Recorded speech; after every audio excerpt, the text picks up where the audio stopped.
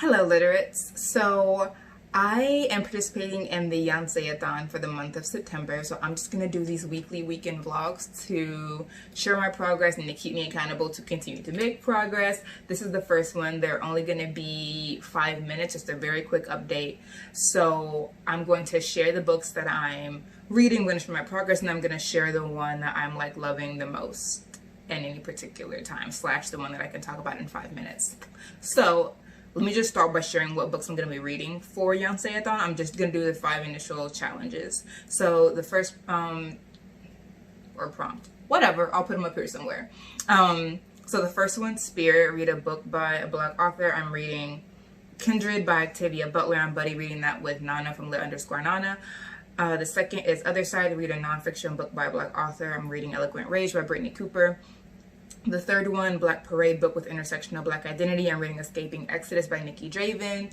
The fourth one, Mood Forever, a book featuring a Black protagonist that does not center on trauma. I'm reading Let Me Free You by Alexandra House. And the fifth one, Ja'are, book centering Black artistry or storytelling. I'm reading The Broken Kingdoms by N.K. Jemisin. So the book I want to focus on in this vlog is The Other Side, prompt, a nonfiction book by Black author, Eloquent Rage by Brittany Cooper, because I'm probably going to be done with this by the time next week rolls around. I absolutely will. I'm probably going to finish it today. So this is my second time reading Eloquent Rage, and first of all, I love Brittany Cooper. I absolutely love Brittany Cooper. Her writerly voice is amazing. It's very sharp, it's very clear, and even when I don't agree with with a point that she's making, or we just like diverge in how we interpret something, it's very clear what her investments are, and you know what the disagreement is, and I just appreciate her for the clarity of it all. I particularly love her two things. One, her sort of sharing how she came to feminism, about thinking like feminism for white people or for white women, and then coming to discover Black feminism and really seeing a feminism that can hold intersectionality. So that is very similar to how I came to Black feminism, of like not really knowing what it was, like not really knowing what it was, thinking of it very much of like feminism, like first wave, second wave, third wave, like that's white feminism.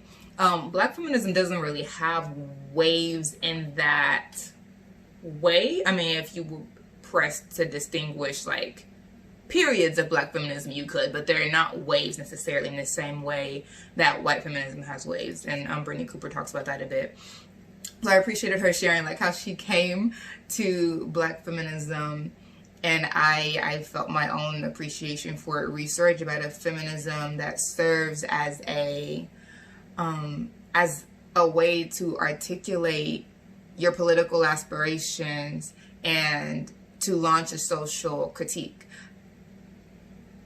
of anything. And I really appreciate Black feminism for that, for being able to critique without and within. Love it for that. I also really love the part where she's talking about her dad and sort of using that as a way to do an analysis of patriarchy. It's vulnerable, it's honest, it's transparent in a way that she doesn't really have to be. And I just really love the way that she talks about the complexity, that like the dad that her father's siblings know was not the dad that terrorized her and her mother, talking about the anger that she felt, talking about how she worked through it, talking about her mission to find her dad's story. Like, I just love all of that. And right now I am moving into her discussion of religion, which still sort of doubles back with patriarchy. Like, all of these things, all of the topics that she talks about are kind of fluid. But that's where I am. Okay, so this has been my first vlog for Yonce-a-thon. Follow along.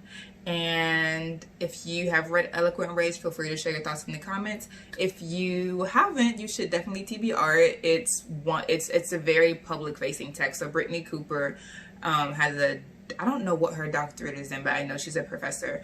And I know she works very heavily in Black feminism. Her first book is called Beyond Respectability. She talks about the intellectual lineage of Black women, essentially. That is a book published by University Press. It's a lot more academic and jargony and whatever. Eloquent Rage is public facing. It's a lot more accessible, so you should absolutely read it if you are looking for a text that makes accessible languages of feminisms, of patriarchy, of social critique, of religion, like of all these things. Then Eloquent Rage is a one-stop shop. Go for it. Okay, so I will see y'all next week. Till then, keep reading.